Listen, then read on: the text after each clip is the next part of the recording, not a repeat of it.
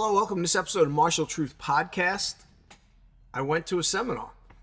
But before we get on with that, please, if you enjoy the podcast, click that like, share, subscribe button. Consider becoming a monthly member. I'm going to be doing a live class via YouTube for the members only in the near future. I'm doing a poll right now. Looks like it'll be something with Isshin Karate. It'll be the first one. And then I'll do them in the order that people are most interested in having me teach a live class in. And I'll figure out what I'm going to do and let everybody know. I'll try to do it in a early evening on a weekend probably. And we'll see what happens. I'm doing that for the members, the paid members of the channel. So if you're interested, you might want to become a paid member. I'm going to start doing that on a fairly regular basis. All right. Just mentioning, it looks like Master Chen Jianghua will be out here right after the new year in 2026. He'll also be in New York again, it's looking like. When I have more details, I'll begin talking about that. And so I went to a seminar. So I've been pushing Walt Young Sensei's Ufuchiku-Den Kobujutsu seminar for probably, a year maybe. Mentioning it on the podcast, sharing it. Originally 3 teachers from Okinawa were supposed to come. One of them was ill, the headmaster, Isa Sensei. So he couldn't come, and one of the other teachers is the prime caregiver. So it was tough for them to come, so they couldn't make it. And that was okay. Walt decided to go forward with the seminar, which I thought was a great idea. I mean, he's training in the art, a long time. Again, everybody else that was there, we were beginners in this art, except for a few Walt students that were there. And it was really good. One of the things I think, and it's a good reason to attend seminars is, I think when you're only in your own little world, in your own little group, I think it behooves you to go see what other people are doing a little bit. And to not get it in your head that, the way I do Kobudo is the only way, right? And that's, no. Well, we don't do it like that. And no. So I think it's good to get out of your comfort zone, go out, try something different. For me, it's an art that I first heard about, probably over 30 years ago in the original Bugeisha magazine where Isa Sensei was on a cover. And I read about it, and it was very interesting. So for those of you that don't know, Ufuchiku-Den Kobujutsu was created by Ufuchiku, who was the police commissioner for Okinawa, probably early 19th, early 20th century, late 19th century, like right at that turnover. And for those of you that don't know, Okinawa back then was very dangerous. Okay, so again, right now, island of peace, love, and harmony, not back in the early part of the 20th century and the late part of the 19th. Violent crime was a serious issue on Okinawa. And if you don't believe me, you can look up the stats yourself. I've seen the stats. Violent crime was pretty serious. As someone said this weekend at the seminar, no martial art is created out of peaceful times. So when you look at karate and stuff, why did these arts take off? Well, because again, Okinawa was a bit of a dangerous place. So people wanted to be able to defend themselves. All right. So that's where arts like karate and then the Kobudo, came out of. All right. And again, the Kobudo, because it's weapons, more likely you could see some, more serious fighting applications in terms of that. So coming from that background, which is law enforcement, and I'm obviously come from law enforcement, I was curious to see how they used the weapons, what some of the philosophies were, and it was quite interesting. So let's just talk about how the seminar was presented, which I thought was excellent. I thought Walt Young did an excellent job in presenting the material. So it started off with a video conference call with 2 of the senior teachers in Okinawa. And, they were nice enough to apologize for the fact that they couldn't make it, which, again, it's called life. Things happen. They can't make it, right? They did a brief demonstration of some of the techniques, talked a little bit about it. And then from there, Walt had presented a short history of the style, which was very good. Brief slideshow, talked about it. And it was great. kept it short and sweet, which is perfect. But a lot of people there, including myself, were not as familiar with this particular system. And then basically we bowed in and got to work. All right.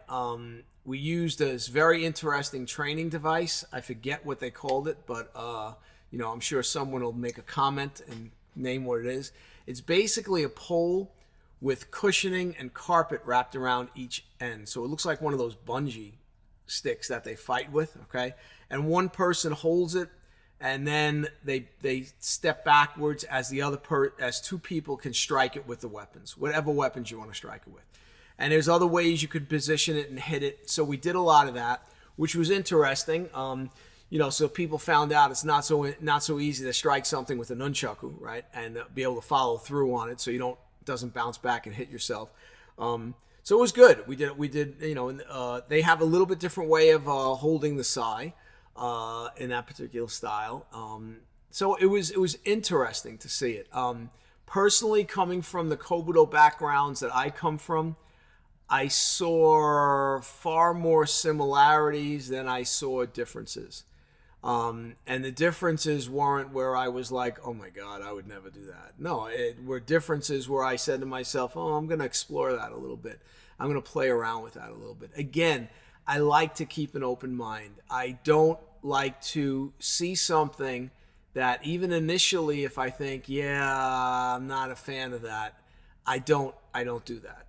I say, okay, no, let me play with this for a little bit. Let me experiment with it and see if it's something I'm just not understanding at this point. And if I work on it a little bit, maybe I'll have that, as McCarthy Sensei says, BFO, blinding flash of the obvious, and understand why they do certain things the way they do it. We primarily on day one focused on, sai, bow, sai, nunchaku. Did some very interesting techniques with the nunchaku. We did some partner work, a bunch of partner work over the weekend. We also learned on day one the gusan, which is the Jo kata for the style. Really like that, like the Jo. Been drilling it since I got back home here. Been practicing it multiple times every day. And it was great. And basically, once we started, we went to lunch. And if you wanted a drink, you stepped off, but we really didn't take breaks. Walt presented the material in a very, very clear way. So it was really, really good. And what was nice is you had people from a lot of different martial arts background there. So there was a bunch of Ishinru guys, some of them I know. There was, Goju guys, there was Uichiru guys. There was a wide smorgasbord of Okinawan martial arts represented there. And everybody got along. It was nice because, again, it was cool that we were all doing something that we weren't all familiar with. So we could all kind of struggle together, right, and work together. So it was nice. And I met a bunch of people for the first time that was really nice meeting those guys. Enjoyed, everything we did. At the end of day one, we had the dinner, which was on Saturday night. That was great. So dinner was fantastic. Attended by a bunch of people, really well done. Restaurant was great. And then Sunday morning we got back to work and we worked with Twifa and, I think we did some more sai and we did some bow, right? Bow we didn't spend that much time on, which was probably good because all the bow is, I don't want to say similar, but there's only so many ways you can use a bow. Can be a little bit more variation with the shorter weapons. And then the next, the last day at the end, Walt also took the time to demonstrate a bunch of forms. So he demonstrates a very interesting system. They have a single sai kata where you only use one sai. The other hand is being used in conjunction. The empty hand's being used in conjunction with the sai. He did one-handed, one kama kata. Same thing. The other hand's being used in conjunction with the kama. So those are very, very, very interesting. The system has 25 weapons. Obviously a lot. Listen, I do Mariyoshi Kobudo. We have 15 weapons. So it's a lot. But again, interesting. Grappling techniques with the tuifa and the sai, which is fascinating. Again, it comes from a law enforcement background. So having been in law enforcement myself, you want to control the criminal, get him in a position where you can handcuff him and take him into custody, right? It's not about killing the criminal. That's the absolute last thing you want to do. You want to try to get him into control with minimum damage to him, no damage to you, all right? So it's interesting that they would use the weapons to actually grapple. And some of the techniques were fascinating. I'm definitely going to explore that aspect more with those particular weapons. And I hope to, do that a little bit more with Walt in the future. And then the other thing we did was we did the karamiti, right? Which is the Ti, which is the older, predates karate. A lot of it, you'll see it in the Okinawan dance movements. Very fluid. Interesting in that the strikes are not intended to drive in and cause damage. The strikes are more to distract the criminal so then you can then put him into a hold.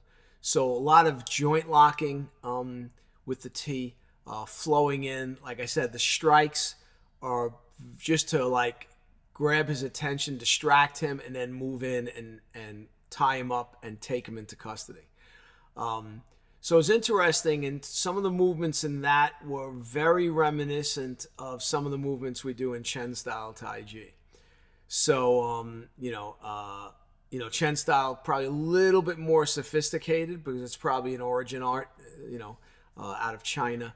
But a lot of the movements very similar, very flowing. Like you're moving, you're not just stagnant. Again, in modern karate, I see way too much stiffness. Should be more relaxed. With the Ti, you have to be relaxed because if you're not relaxed, you can't move. So that was very good. Enjoyed that. A couple of my students mentioned that they would have liked to do a little more of that. But again, this, as Walt put it in the beginning, this was going to be a smorgasbord of Ufuchiku-Den Kobujutsu. In other words, he knew virtually everyone in the room, with the exception of his students, had never done it. So what he wanted to do is show a wide range of what it is. And again, what was good was he basically concentrated on the weapons that most people know. If you do any Kobudo, you're going to know how to use a bow. You're going to probably know how to use sai, tuifa, right, and nunchaku, right? So he focused on that, but then showed other things, right? Where he demonstrated, used some of his students to demonstrate some techniques. So it was really, really, really good. I really enjoyed it. The material was presented very well. Walt did a great job of organizing it. His students were all fantastic in helping out. And it was a real, it was a group effort. Like everybody was into training. I didn't see any egos. I didn't see any egos at all. Everybody was just training. And again, I think it helped that none of us knew what the hell we were doing. Meaning I don't know what this art is. I've never done this art. So I just went in with an open mind and said, okay, I'm going to just try whatever, Walt Sensei shows, right? And that's what I did. And I really liked it. I really liked the Joe kata. I liked it a lot. It's not too short, which I like. It's a little bit longer kata.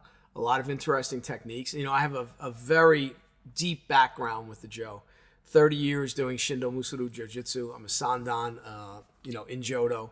And then I, obviously the Matayoshi Joe. So did that also. So again, what's interesting is I think Walt mentioned that Isa Sensei said it's like the old man's weapon. I don't think it's necessarily designed where you're fighting a guy with a bow. Obviously, you can if you have to, but I think it's a walking stick. So as we all get older, if we're walking with a walking stick, this is a good form to practice because it teaches you how to strike with it and block with it and defend with it. So it was pretty good. As my one student in London mentioned to me, he goes, yeah, in London, the only weapon you can carry is a walking stick. If you're older, you need a stick to help you walk. Well, they can't tell you can't do that because you need it to help you walk. So it's a good weapon. And out here in Arizona, we do a lot of hiking, and I always have a stick with me when I'm hiking.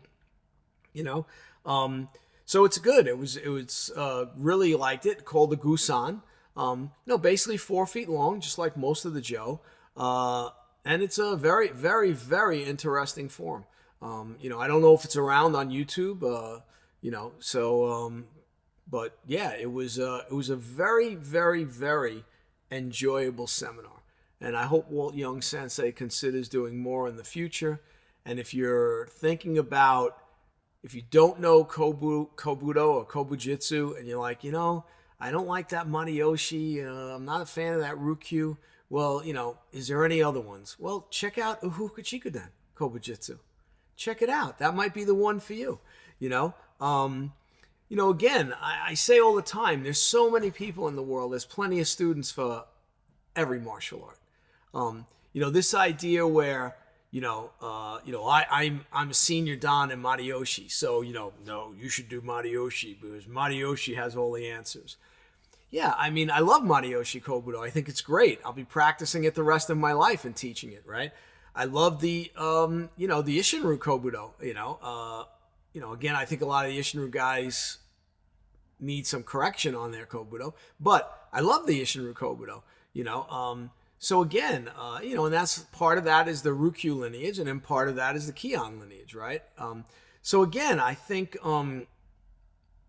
if you're considering, and maybe you just for whatever reason don't like those two styles, well, now here's another one you could check out, and we got a guy right here in the United States that you could get together with and train with.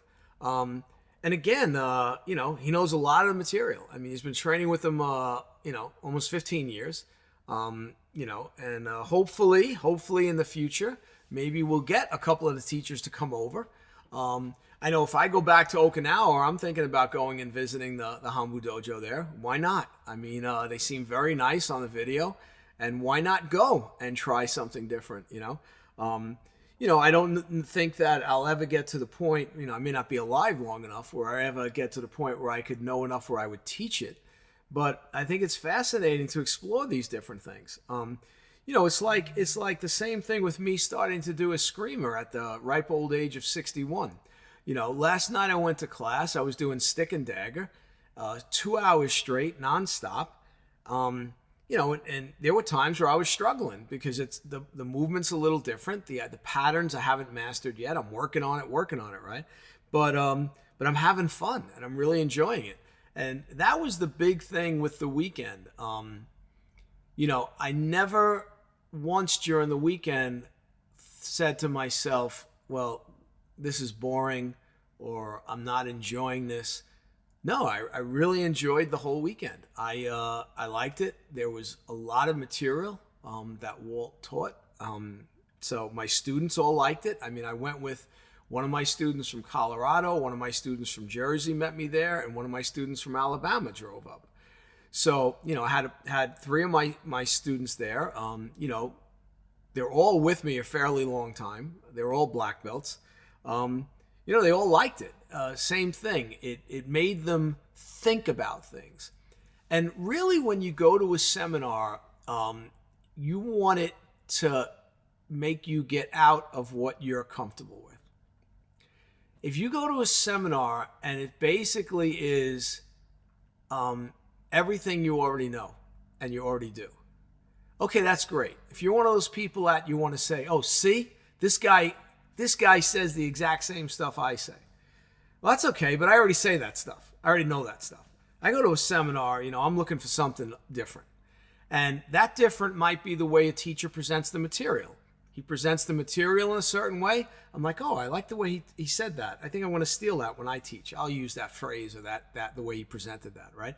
Like that training device that they use. I'm going to be making one of those here within the next couple of weeks. 100% I'm going to be making one of those and using it, incorporating it into our Kobudo training here. So again, there was a lot there. I really enjoyed it. My rule is if I go to a seminar and I come away with one thing, it was worth it. Just the Jo kata was worth going there to learn the Jo kata, but there was a lot of stuff. Like I said, the grappling with the sai, the grappling with the tui for a little bit. It was really, really good, and it was put together well. And like I said, Walt Young should be, he should be thanked for all the hard work he put into it, with the things that popped up where the teachers couldn't come.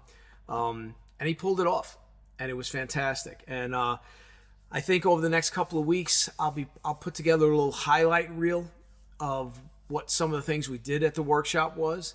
So this way you have an idea of what we did. You could see it quick. It'll just be quick clips. There won't be, it's not going to be an instructional video. It's just going to be a highlight reel of some of the stuff that was taught at the seminar. And this way, if people see something there and they're like, oh, that looks like it would have been interesting to go to, well, maybe Walt does another one down the road, and you can attend, and it'll be great. We had a decent amount of people. We probably had about 25 people there. So it was very good. And, that's it. Just really enjoyed the seminar. I'm glad Walt decided to do it, even after the Okinawan sensei couldn't come. I know I liked it. My students liked it. Everybody there seemed to like it. Didn't hear anybody, like nobody came up to me on the side and goes, oh, that wasn't any good. None of that. So it was really good. And if you're interested in learning this style, reach out to Walt Young sensei. I mean, he's on Facebook. He's all over Facebook. You can reach out to him, ask him questions. And if you're interested in possibly learning it, you can talk to him about that. All right. Like I said, Walt and I have been training via Zoom. We'll continue to do that a little bit. I show him some stuff, and he shows me some stuff, and it's been great. He's a great guy, very unassuming, no ego, which is great to see. And so if he does one again in the future, or if you're in Virginia and you want to go, I suggest you go. He's very, very good martial artist and a very good teacher, and he's just a very good guy. All right, so keep that in mind. When I have more info on Master Chen Zhanghua coming out here to Arizona and New York, I will let you know. I posted a poll about what art you'd most like to see me teach in a live class for the members, the paying members of the channel. So please check out that poll. Please vote and let me know. Right now, Isshinru's in the lead, which I'm not surprised with. All right. I felt it would be Isshinru. And then we'll just have to see what aspect of people Isshinru would like me to teach, which I'll do another poll for that once this one's finished. So please, if you like the podcast, share, click that like button. If you're not a subscriber, please subscribe. Consider purchasing some of the stuff. Consider becoming a monthly member. It helps. And I'll see you in the next one. Take care.